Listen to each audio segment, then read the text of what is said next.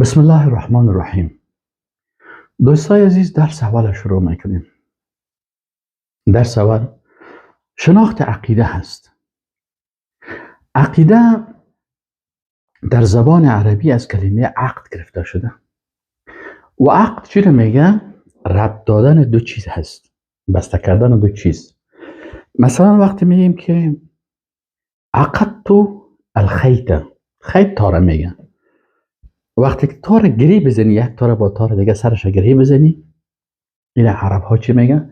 میگه عقدت، عقد کردم. این در چیزهای مادی. در چیزهای معنوی عقیده مثلا رابطه یک کس با کس دیگه وقتی که بسته میشه، مثلا یک دختر بیگانه هست با یک پسر بیگانه، هیچ ارتباط نداره. وقتی در بینشون عقد نکاح میشه، بین از یا رابطه بسته میشه، رابطه همسری، پس میگه که عقد نکاح. عقیده را چرا عقیده میگن؟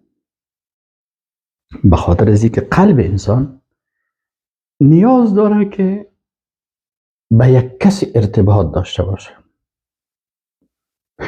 این قلب انسان اگر به ذات الله سبحانه و تعالی بسته شد، عقد شد، عقیده درست فهمی، پس قلب انسان با خالقش ارتباط می داشته باشه. زبانش، قلبش، فکرش، تمام اعضای بدنش مطابق حکم الله حرکت میکنه. و اگر انسان عقیده توحید نفهمید، شیطان قلب زیره با یک مخلوق ارتباط میده.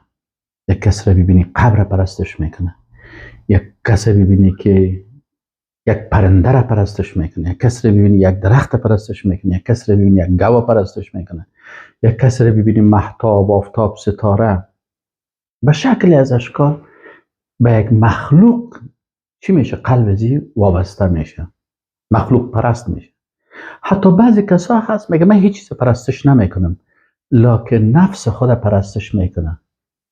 قانونی که نفسش برش میده، افرأیت من اتخذ الهه هواه، میگه آیا نیدین کسی که معبود خود خواسته های نفسانی خود گرفته، پس نفس ازی در حقیقت معبود ازی شده.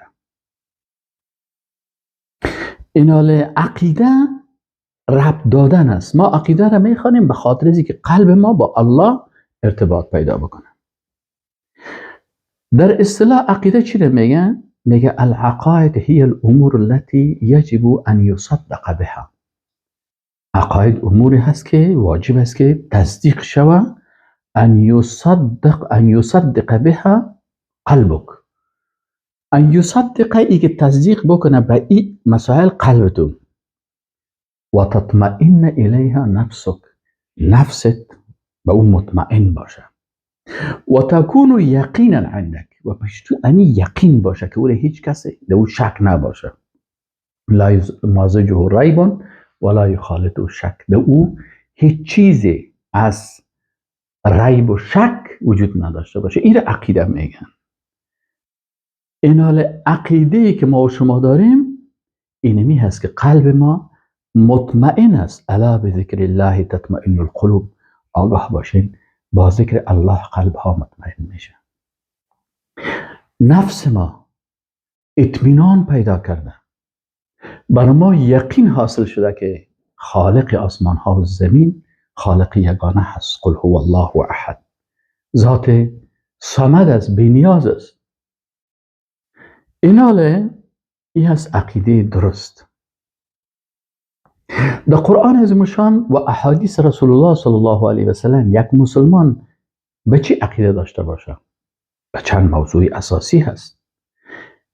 ایمان داشته باشی به وجود الله و وحدانیت الله، یک.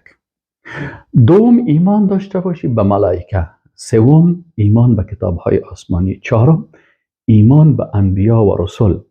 پنجم ایمان به قیامت و مراحلش مثل بعث، حشر، شفاعت، صحائف، میزان، حساب، حوض، صراط، قنطره، جنت و دوزخ. یا کلش میده در سای بعدی. ایمان داشته باشی هفتم به قضا و قدر. و ایمان داشته باشی به هر چیزی که در قرآن و سنت ثابت است. این عقیده درست توحیدی هست. علم عقیده کدام علم میگن همین علمی که این مسائل قبلی را بیان میکنن، صفات جلال و کمال و جمال الله سبحانه و تعالی را بیان میکنن، ایمانیات را بیان میکنن، منافع عقیده را بیان میکنن. این کلش موضوعات است که در علم عقیده میه. عقیده را علمای اسلام عقیده هم گفتن، اعتقاد هم گفتن، عقاید هم گفتن، توحید هم میگن. بعضی ها مثلا اصول دین میگن،